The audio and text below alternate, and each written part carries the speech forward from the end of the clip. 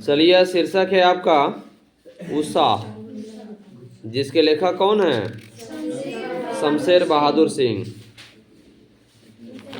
और इसमें शमशेर बहादुर सिंह का जन्म जो हुआ था 13 जनवरी 1911 को हुआ था और निधन 12 मई 1993 ईस्वी को हुआ। जन्म स्थान देहरादून उत्तराखंड में। कहाँ है? देहरादून उत्तराखंड में। इनके माता का नाम प्रभुदेवी एवं पिता का नाम तारिफ सिंह था, जिन्होंने कलेक्ट्रेट में रीडर और साहित्य प्रेमी थे। और इनकी शिक्षा 1928 में हाई स्कूल, 1931 में इंटर, 1933 में बीए इलाहाबाद से किए हुए थे और 1938 में इन्होंने क्या किए थे? एमए किए थे पूर्वार्ध। अंग्रेजी आगे पढ़ाई न चल सकी, यानी कि एमए करने के बाद आगे पढ़ाई नहीं कर पाए। और इनकी पारिवारिक जो जीवन था, 1929 में धर्म देवी से इनका विवाह हो गया। किनका? शमशेर बहादुर सिंह का। प्रश्न अगर पूछेगा कि शमशेर बहादुर सिंह की पत्नी का नाम क्या था? धर्म देवी। और 1933 में इनकी पत्नी की मृत्यु भी हो गई, यानी कि 1929 में शादी हुआ और 1933 में इनकी पत्नी की मृत्यु हो गई। फिर परिवार विहीन अनिश्चित जीवन, यानी कि परिवार विहीन मतलब हो गया परिवार उनका तितर बितर हो गया, यानी कि परिवार से अलग हट गए, क्योंकि पत्नी थी मर गई, ठीक है ना, तो बचे अकेला, ठीक है ना। तो यह कहानी है, कहानी नहीं बल्कि कविता है उषा, जिसमें प्रातः प्रात नभ था बहुत नीला शंख जैसे, भोर का नभ राख से लिपा हुआ चौका अभी गीला पड़ा है। ठीक है, तो यह है आपका प्रस्तुत पंक्ति शमशेर बहादुर सिंह द्वारा रचित शीर्षक उषा से ली गई है। इस पंक्ति में कवि कहते हैं कि भोर का जो आकाश है वह शंख की तरह नीला है।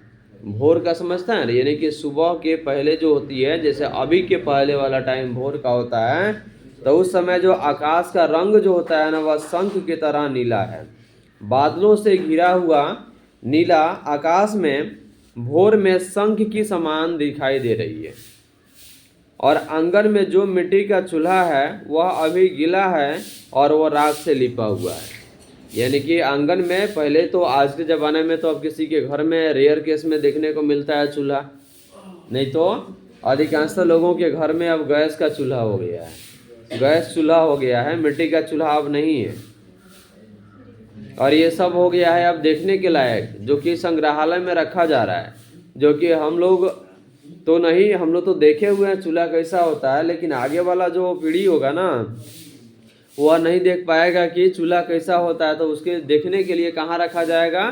संग्रहालय में रखा जाएगा, कि बच्चा वो भी जाए तो देखे कि हाँ इसमें ये चीज़ था पहले, तो देखने के लायक बन जाएगा।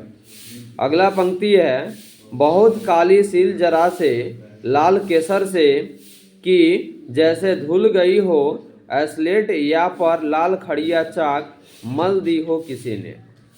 तो प्रस्तुत पंक्ति दिगंत भाग 2 के उषा कविता से ली गई है और इस पंक्ति के लेखक हैं शमशेर बहादुर सिंह, जो कहते हैं कि भोर के समय जो आकाश में अंधकार होता है उसे काली सील से तुलना की गई है। सील माने पत्थर होता है, ठीक है ना, उससे तुलना की गई है जिस पर मसाला पीसा जाता है। मसाला पीसने को समझते हैं? पत्थर पर, यानी सिलवट जिसको कहते हैं, ठीक है ना, तो उसे काले सील से तुलना किया गया है जिस पर मसाला पीसा जाता है। वह सूर्य के प्रकाश, अर्थात जब सूर्य की पहली किरण आकाश में फैलती है तो ऐसा लगता है कि जैसे किसी ने उस पर लाल केसर फैला दिया हो। यानी कि जब सूर्योदय होता है तो लगता है कि किसी ने उस पर लाल केसर को क्या कर दिया हो? फैला दिया हो। और अंधेरा लाल केसर सूर्य की लालिमा भरे प्रकाश से धुल गया हो, जैसे एस्लेट पर किसी ने लाल चौक से रंग दिया हो।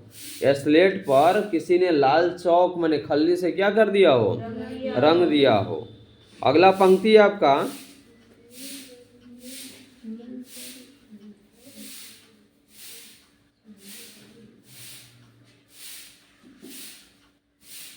नील में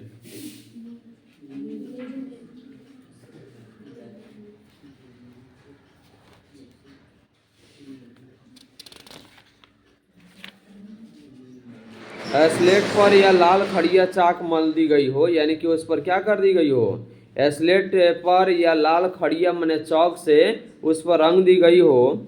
नील जल में या किसी की गौर झिलमिल देह जैसे हिल रही हो। नील जल समझता है, नीला जल में या किसी की गौर मने सुंदर शरीर में झिलमिल क्या हो रही है, देह जो है वह दिखाई दे रही है, जैसे हिल रही हो, मतलब कि वह डोलता हुआ नजर आए। और जादू टूटता है इस उषा का अब सूर्योदय हो रहा है। तो प्रस्तुत पंक्ति दिगंत भाग 2 के उषा शीर्षक से ली गई है, जिसके लेखक कौन है, शमशेर बहादुर सिंह। और इस पंक्ति में कहते हैं जब सूर्य नीले आकाश में निकलता है, यानी कि जब सूर्य कहाँ निकलता है, नीले आकाश में निकलता है, तो ऐसा लगता है जैसे नील जल में कोई गोरी सुंदर स्त्री बाहर आ रही है। और फिर सूर्य पूरी तरह उदित हो जाता है, उदित माने पूरा निकल जाता है, पूरा उग जाता है, और उषा का जादू क्या होता है, टूट जाता है। यह पाठ आपका खत्म हो गया।